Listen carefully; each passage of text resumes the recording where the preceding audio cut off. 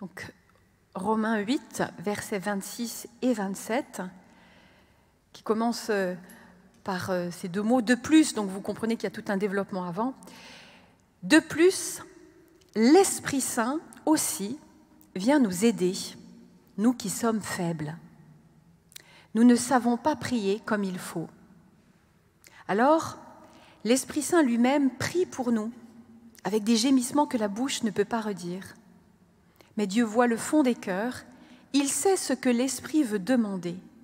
Oui, l'Esprit Saint prie comme Dieu le veut pour ceux qui lui appartiennent. »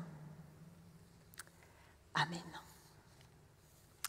Alors voilà, hier matin, en ouvrant ma boîte mail, je suis tombée sur une publicité. Alors, je reçois régulièrement des mails de publicité, comme vous tous, qui émanaient d'un site chrétien.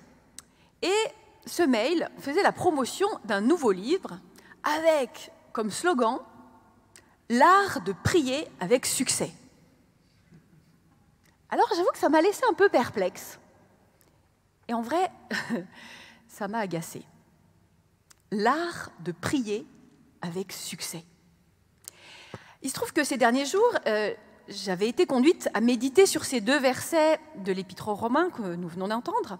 Alors forcément, l'art de prier avec succès, ça ne pouvait pas me laisser indifférente. Je me suis demandé ce qui avait bien pu passer par la tête de l'éditeur pour oser un titre comme celui-là.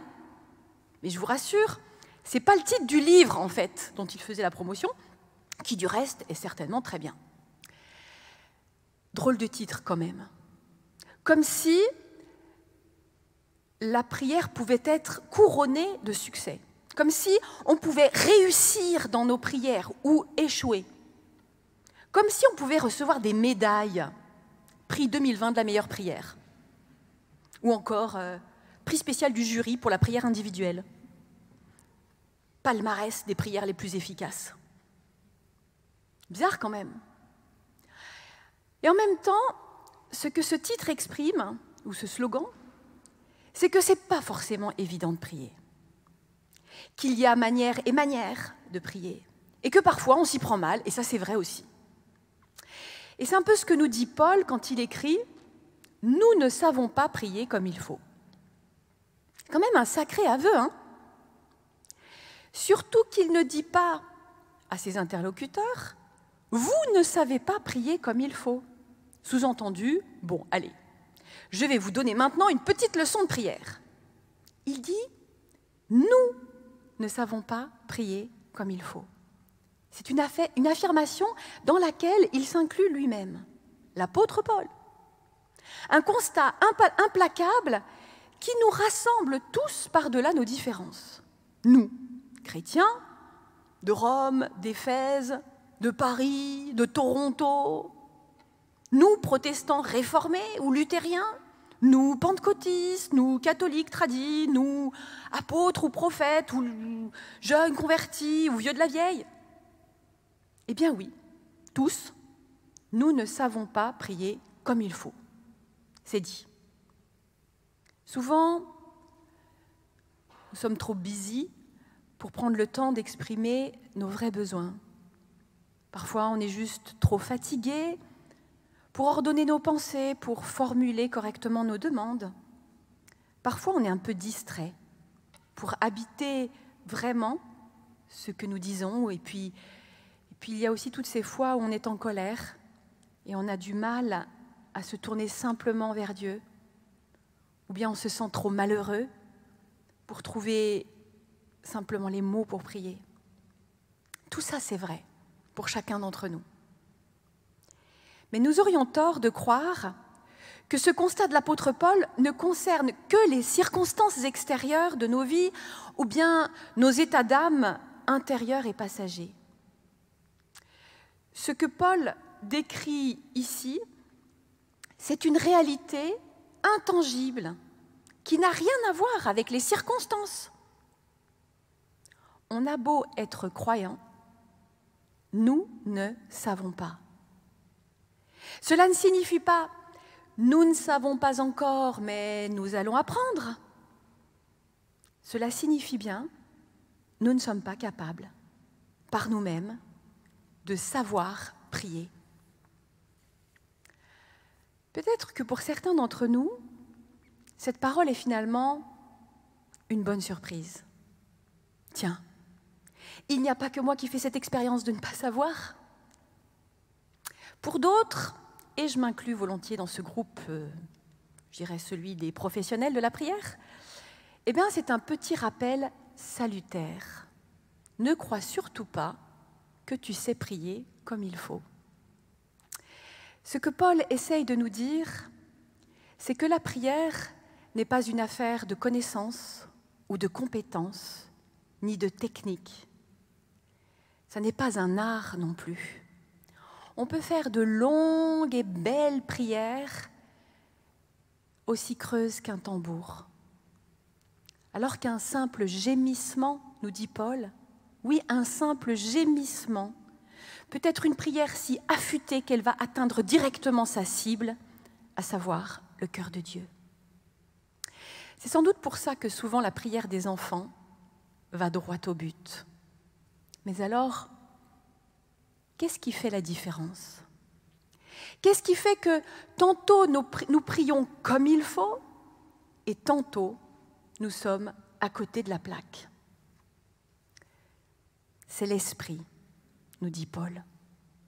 C'est l'Esprit qui vient en aide à notre faiblesse, à notre incapacité. C'est lui, l'insistant infaillible, qui devance, prévient, soutient et oriente notre prière de manière juste, c'est-à-dire conformément à la volonté même de Dieu.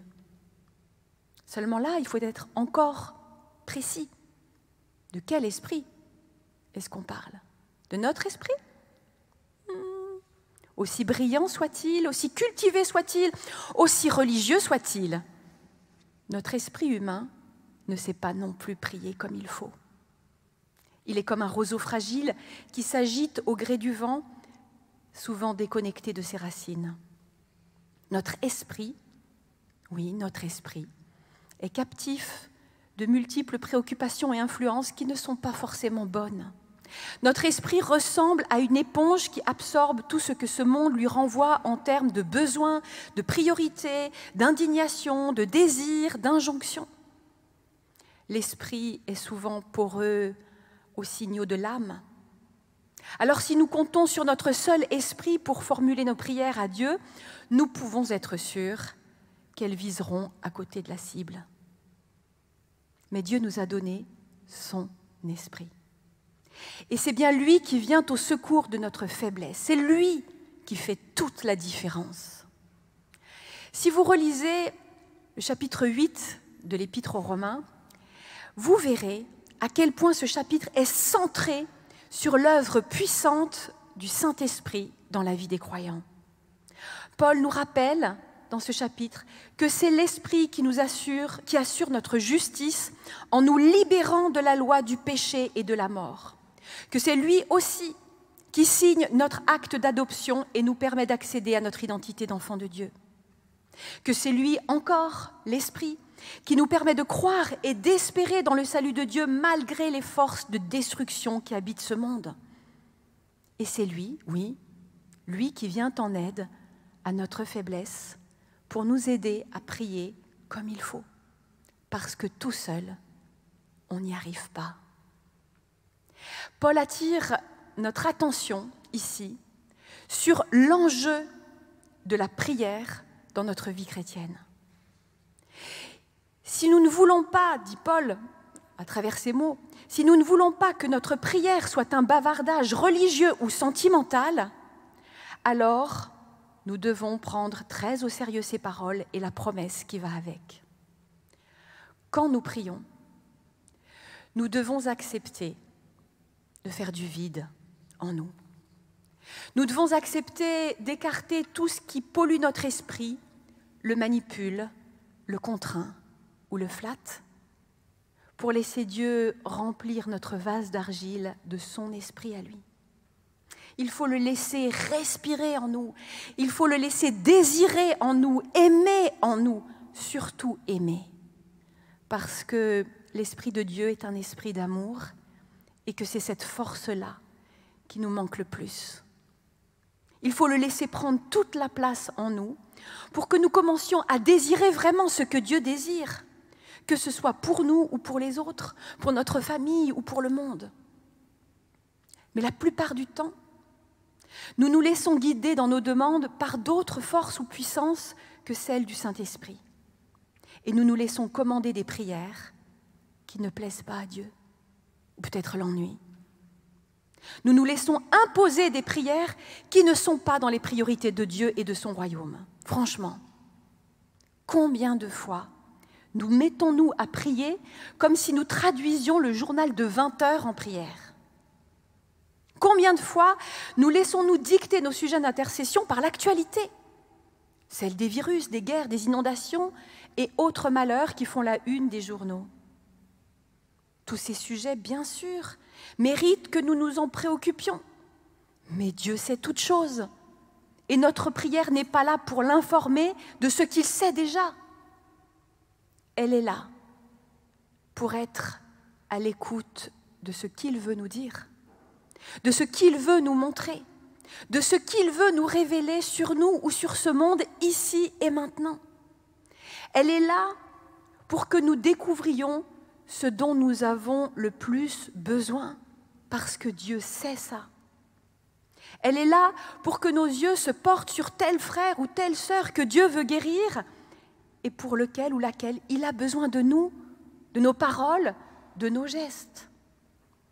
Elle est là, la prière aussi, pour que notre cœur se laisse émouvoir de compassion pour cette cause que personne ne défend, mais qui en réalité est urgente et essentielle pour Dieu. Elle est là pour que nos rêves trouvent en Dieu leur accomplissement et pour que Dieu trouve en nous un champ où planter sa parole.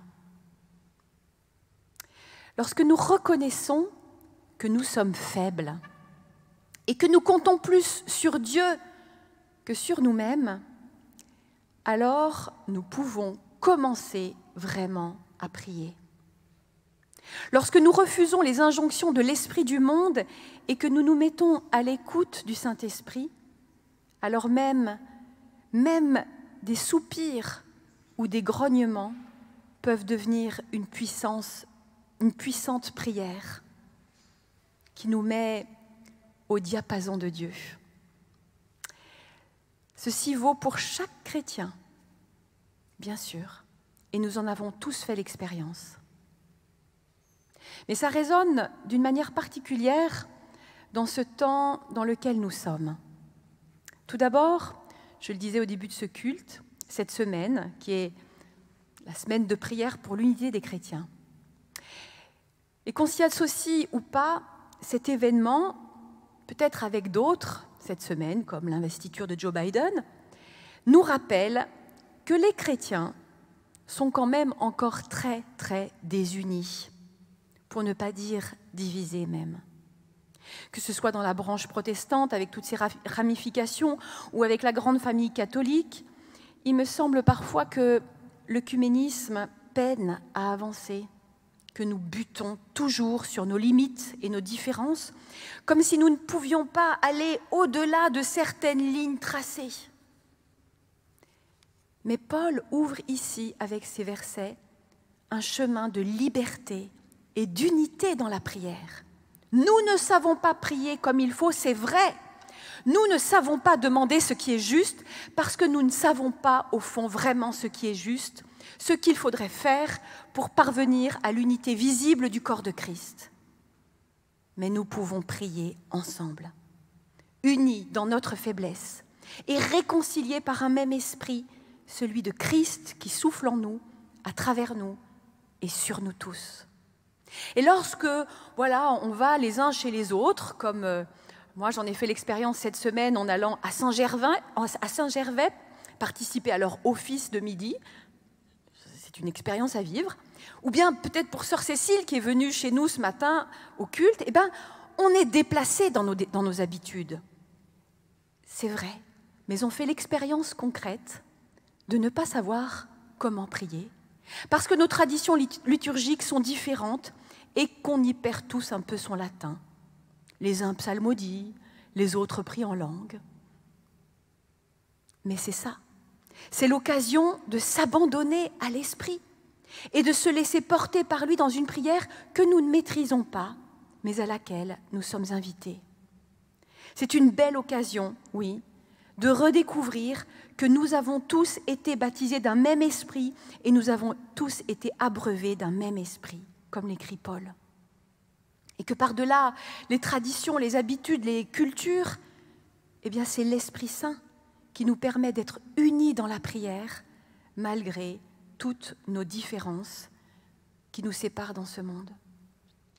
Le deuxième point de résonance de la parole que nous avons médité aujourd'hui, c'est le contexte dans lequel nous sommes.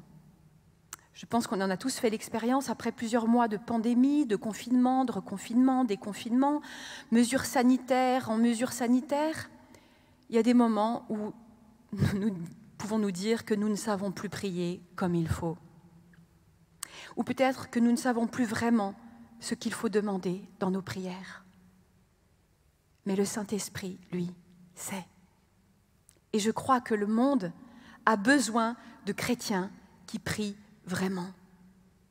Des chrétiens unis et mobilisés, disponibles au Saint-Esprit, qui intercèdent et qui intercèdent sans cesse.